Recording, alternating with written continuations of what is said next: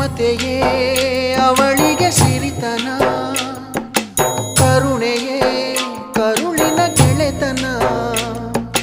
ದೇವರಿಗೂ ಅವಳೆ ತಾನೆ ದೇವರು, ಅವಳ ಸರಿ ಸಮ ಯಾರು ಕಾಣರು. ಅವಳ ಪ್ರೀತಿಯಲ್ಲಿ ಜಗವೇ ಬೆಳಗುವುದು. ಅಮ್ಮ ನಿನಗೂ ಮೊದಲು ಜಗದಲ್ಲಿ ಯಾರಮ್ಮ, ಹೆತ್ತವಳು ಯಾರಮ್ಮ, ಹೊತ್ತವಳು ಯಾರಮ್ಮ. ಅವಳಿದೆ ಅಮೃತದೇ ಉತ್ತರವೂ ಇದೆಯಮ್ಮ.